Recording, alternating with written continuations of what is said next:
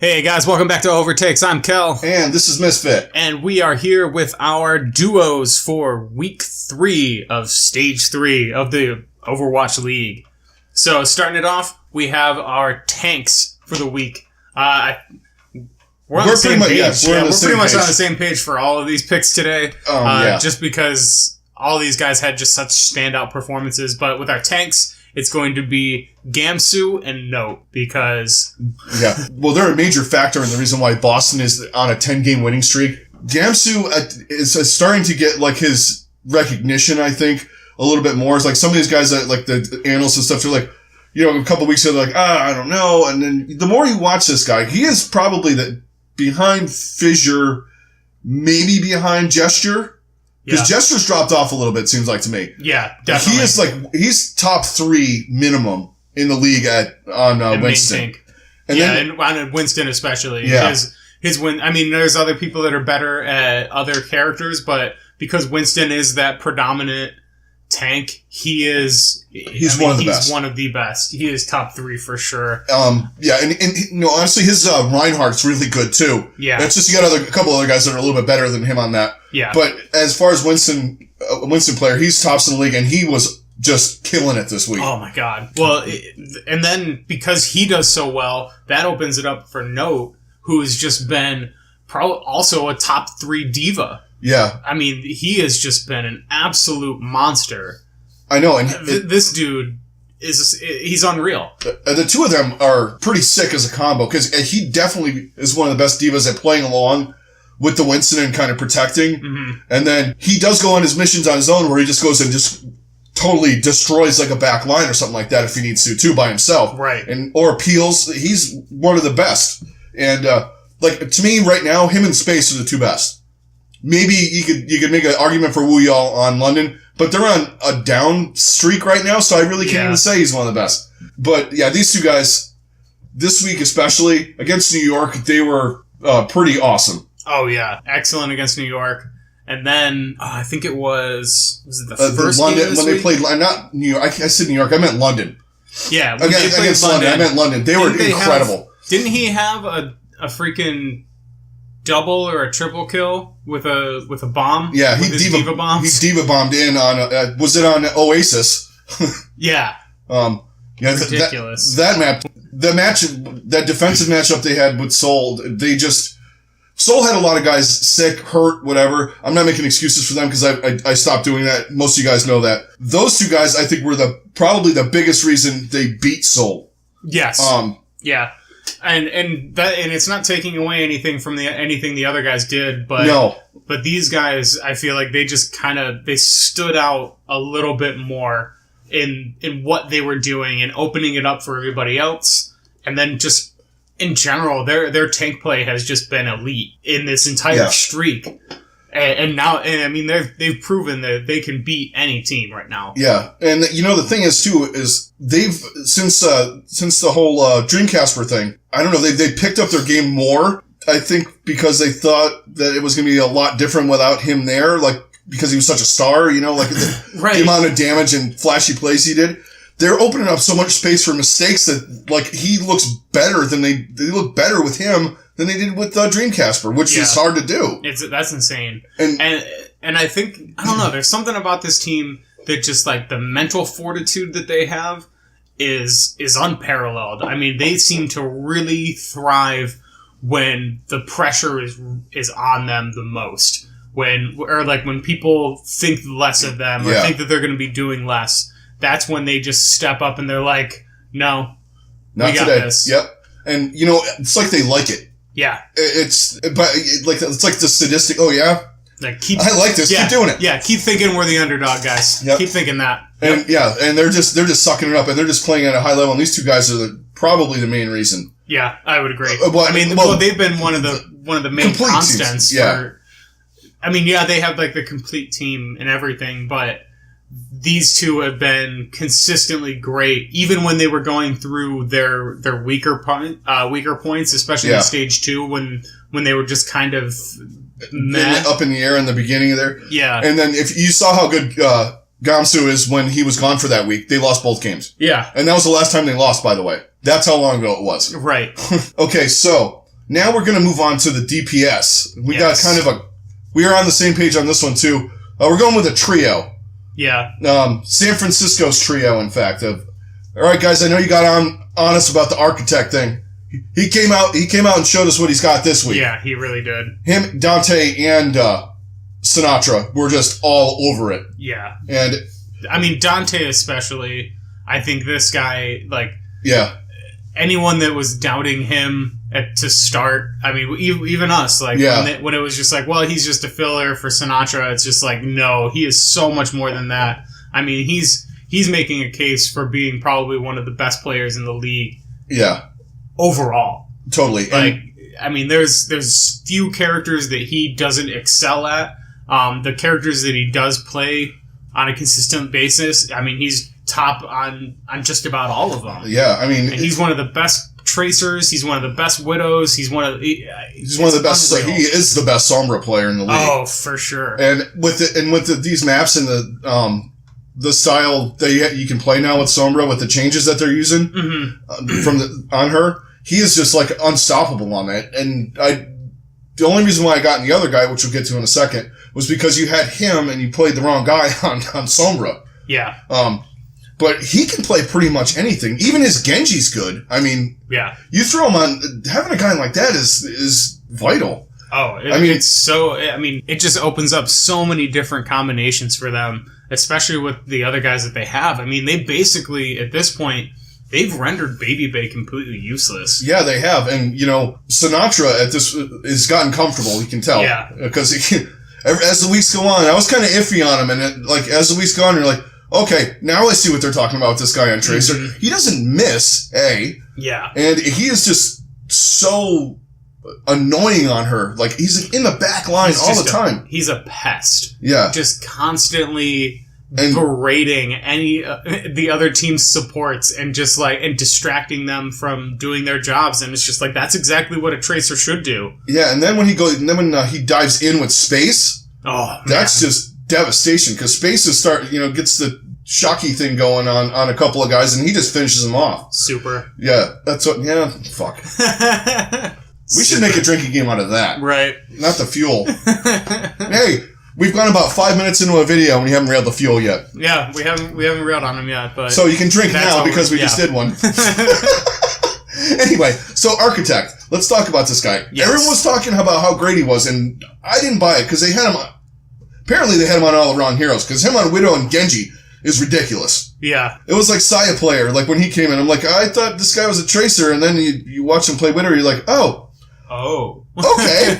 Yeah. I'll just get a 4-kill every time I, put the scope up. And right. He was ridiculous on Widow, man. And rip apart the other Widowmaker. Yeah, and it's always against Carpe, man. People just tear that guy because he's so good that everyone's just like, well, your main job is to take out Carpe, and he took him out quite a few times. But he did. Even other than that, like the other heroes he was playing, he was on it. He was really good. If they can get the rest of their stuff together, I think stage 4 and maybe get in through that gauntlet of. I mean, hey, they still have an outside shot of making this stage playoff. Yeah. And if they keep running like this, man. Yeah, they'll probably have to win out. Actually, right now they're sitting at 4. Yeah, they're 4-2 right now. I mean, they have a whacked map differential. I mean, well, the other teams that are behind them are pretty close. Yeah. So that 4th spot is going to be interesting between San Francisco, the Gladiators, Seoul. You got Philly there Houston. Too. Houston is there. Actually, and then London is an outside shot. 5 behind. They're 5 maps behind right now. Yeah. I mean, they're a pretty outside shot right now to make this, but even still, that's you never know with some of these teams. Yes, you never know what's going to happen. But I mean, what I'm saying is they could be sneaky. They can get in, and the way this DPS line is running with these 3, the way they ran this weekend, they beat Philadelphia. I mean, it's not like they beat Dallas twice. Right. They did beat them once, but you know what I mean. They've got a lot of room to make up in the overall standings, but I mean they can definitely make a run for they keep rolling the like playoff this spot in this stage. I mean they keep rolling like this, I mean they could turn that around real quick. Yeah, because I mean their remaining schedule, I think they start playing the big boys. So I mean this is where this is their shot. For sure. Right now. And these guys, if they keep, like I said, they keep playing like this. I like Baby Bay better, but I don't know now. Yeah. The way Architect managed the Genji and the Widowmaker, which you need a lot in these maps and Right. this style of play they're playing right now. And with the different combos that they can throw out between the flexibility of Dante, then you just got the godlike Tracer ability from Sinatra, and then the other flexibility that you get out of Architect. Like, Yeah. they almost don't need Baby Bay. Yeah, I know. You never thought you'd say that. He was like the face of the franchise there. It was.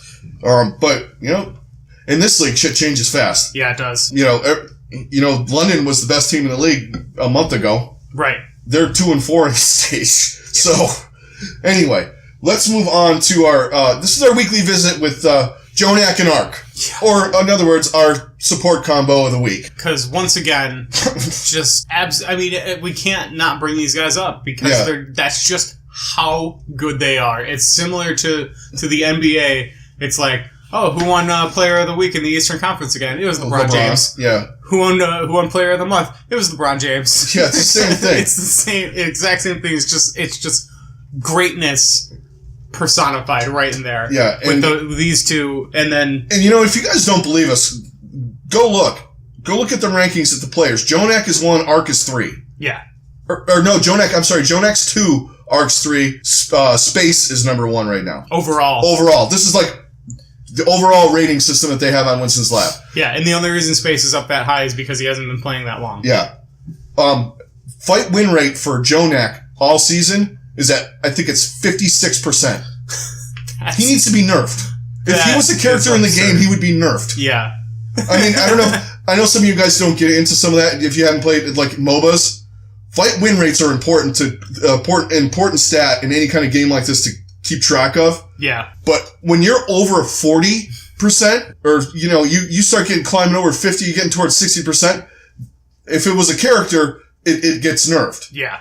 So Jonak needs to get nerfed. Well, it doesn't matter what he plays either. That's the thing with this dude. Right, because he saved the game. One of the best Moira plays to save the game that we've seen yet. Yeah. And I don't know if you guys saw it. A lot of you probably did. But Fissure tried to do a sneaky Earth Shatter. Came around, got 4 people, missed Jonak, and he popped Covalescence and kept his team alive. And they won the team fight and won the map. Just insane. Single-handedly saving the game. It's absolutely ridiculous what this guy does. And Ark just keeps everybody alive. Yeah. Like, even in that, okay, they had to have gotten some damage. Like, even Mr. X, when, on there, he's like, how did nobody die? Yeah. Like, he got a 4-man Earth Shatter and not a single kill. Yeah. Think about that. And it was Fissure that got this. It wasn't like... Yeah, it wasn't a lucky shot either. Yeah, man. It was, absolutely ridiculous what these guys do, and just the amount of times that they keep their team alive when they have no business being alive. Yeah. It's just ridiculous. And you watch a fight and you're like, oh, this is coming to a close. Wait a minute. Oh, wait, Ark just resurrected somebody. Jonak popped Transcendence. 2 other guys came back to the point. Oh, Jonak just took out their support with a headshot. Right. Okay. Well, they won it. It's just every week. It's the same freaking thing. You'll see it's like, they got 2 picks on New York. One of them was Sabiobi. Yeah. They don't bother resing Sabiobi. They just let him blink back. Yeah. And by the time he comes back, they've got everything saved. And Sabiobi just comes in for the clean it up. Yep. And it's like, absolutely ridiculous. Yeah, I mean, that's one thing we need to talk about with Ark. It's who he resurrects, too. Yes. It's, right. He'll resurrect Mecca or Mono before he resurrects, or he'll, resurrect the other, like, Libero. Right. Not that Tracer's not vital, but Tracer is in the back line, and he's kind of doing his own thing anyway, Sabiobi. Right. And it's a much more risky attempt at a res with that, but they don't die. Well, and in general, the awareness that both of these guys have, but Jonak especially, having the awareness, because he saw what Fissure was doing on that play. He saw that coming from a mile away, and you could tell. He was just like, okay, I'm going to hide around this corner. As soon as I do that, or as soon as he pops it, pop out. Coalescence, use the coalescence, just completely fuck him up. And it was unbelievable. The calculated coldness of this dude is it's unreal. It's like, it's weird. Like, it's like he sees it. He sees what's going to happen before it happens. Like he's got ESP or something. His game sense is beyond anybody in the league. I mean, he's like, all these guys have to have incredible game sense to play at this level, but his is just another step above everybody else.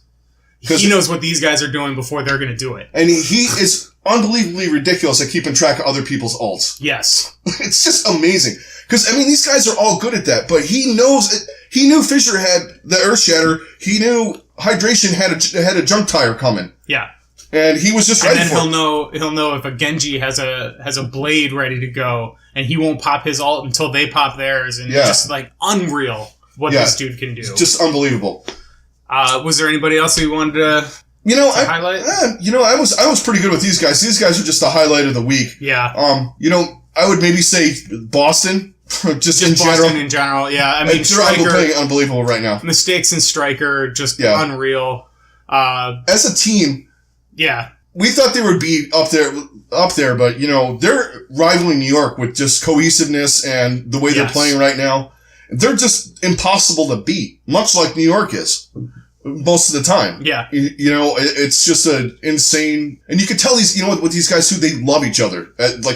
They're all totally in with each other. Oh yeah, that's like one of the best teams. They're probably one of the most close knit, other than New York. And maybe Houston. Those are the three teams I'd say. Definitely not Dallas. Yeah. Oh no. But as far as Frank, just team cohesiveness and then you could probably throw the Gladiators in there too. Yeah. Those guys are real close knit. Yeah, but I just wanted to throw that out there, Boston. Yeah. It's been a pleasure to watch. It's a pleasure to watch this. It really is. It's just watching the way they play is just awesome. It's super fun. I might want to throw out a little, I don't usually do this. I'm all lovey today. I'm going to throw out a hug to effect.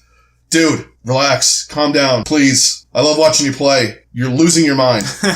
And I'm trying not to say it in a funny way, but right. No, dude, I've been there, with sports when I was a kid. I was telling Kel earlier, I was on a bad team when I was a kid, and I was the best player on the bad team, and it got to a point where I was like him. I just one game. I hit a home run. I was a pitcher. I got taken out because they had to put other kids in there. We lost. I basically threw my glove in the air and just ran to the car. I was done. And I know what you're feeling, man. Yeah. Get better. I want to see you kick some ass again. All right. So I think that's going to do it for the day. Don't forget about the High Noon Pick'em that we got going on. We're still up there with the 200 subscribers. If you guys get going, still got a couple weeks left, we'll get a prize going. Don't forget to hit us on Twitter, Twitch, Facebook, and all that good stuff. And we will talk to you guys later. Catch you guys on the next one. Later.